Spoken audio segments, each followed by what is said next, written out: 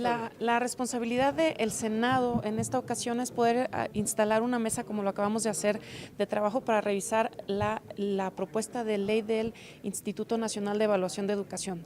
El Instituto Nacional va a tener una responsabilidad fundamental como consecuencia de esta gran reforma constitucional en materia de educación que trabajamos en el Congreso de la Unión, porque precisamente se va a encargar de evaluar todos los temas que tienen que ver con educación, evaluar a los maestros, evaluar a los alumnos, evaluar los planteles educativos, a los directivos, los programas, los contenidos de clase, todos los temas, para en función de esta evaluación entonces emitir informes, seguramente recomendaciones de lo que se debe corregir, lo que se tiene que replantear, a los maestros que se debe capacitar de manera adicional, es decir, cómo vamos a ayudar a mejorar la calidad de la educación en nuestro país.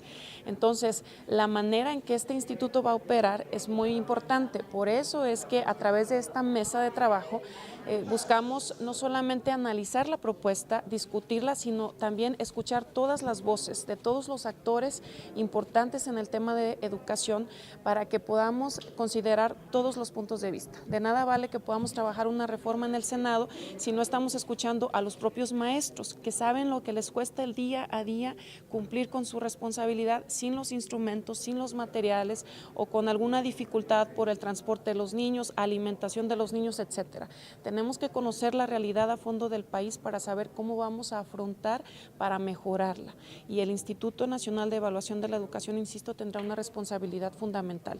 Queremos escuchar todas las voces, a todos los secretarios de educación de los estados, la propia Secretaría del Gobierno Estatal, a las asociaciones de padres de familia. Hay organizaciones de la sociedad civil que han hecho planteamientos ya muy importantes en el tema de educación.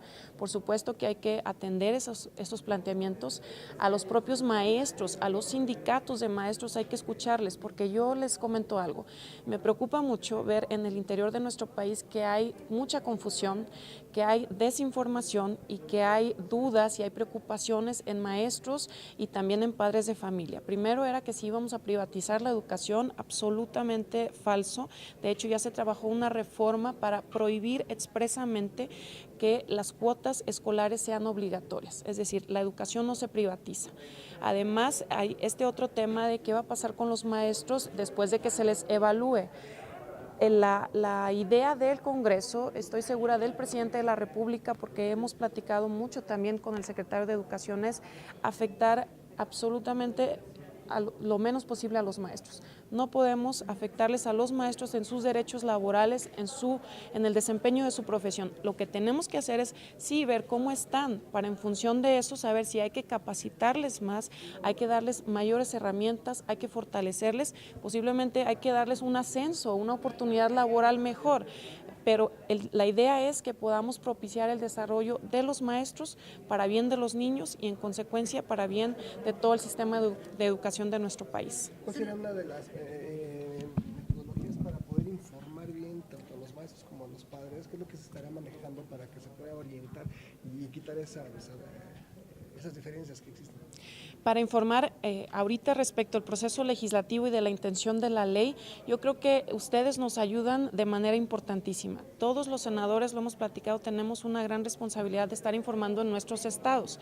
Cada quien poder tener reuniones con maestros, con sindicatos, con grupos de padres de familia, hacer eventos a nivel estatal, así como a nivel nacional. Aprovechar, por supuesto, las asociaciones civiles, los medios de comunicación que nos ayudan de manera fundamental para poder dar a conocer la información puntual, precisa, porque no se vale que de repente se utilizan los temas de educación para poder fortalecer intereses que no tienen nada que ver con el tema educativo y que se tergiversa entonces la información y la verdadera intención o el espíritu del legislador, ¿no?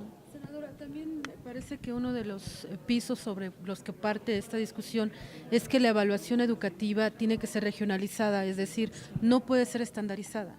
Así es, eso es un argumento muy importante que hemos escuchado de muchos maestros, inclusive en las entrevistas y las comparecencias que tuvimos con los aspirantes a ser consejeros del Instituto Nacional de Evaluación, fue un tema fundamental. Yo les comento de mi parte también, yo soy maestra de formación y conozco el tema completamente. La educación desde mi punto de vista sí no puede ser estandarizada al límite de no ser flexible. Inclusive hay corrientes educativas a nivel nivel nacional e internacional que nos dicen que dentro de la misma aula se debe diferenciar la educación. Si dentro de un aula tenemos niños con condiciones diferentes de desarrollo, de evolución por sus familias, pues con mayor razón en nuestro país. México es un país sumamente diverso, con diferencias no solo culturales, socioeconómicas, políticas, no se diga. En el norte del país tenemos una realidad, en el centro del país otra, y en el sur no se diga, en donde hay tanta pobreza, tanta marginación. No podemos medir de la misma manera cuando se tienen condiciones desiguales para el desarrollo de la educación.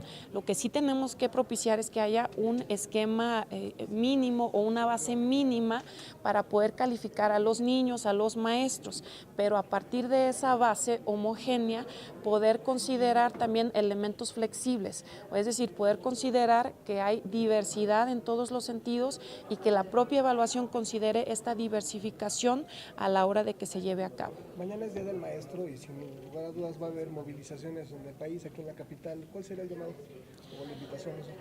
Yo invitaría a todos los maestros de verdad con una preocupación auténtica por el desempeño de su profesión y por el desempeño de la educación en México, a que podamos dialogar y a que podamos ser copartícipes de esta gran reforma que solamente busca beneficiar al país, que podamos expresar todas nuestras opiniones de manera muy respetuosa, pero ojalá se hagan llegar a las instancias correspondientes.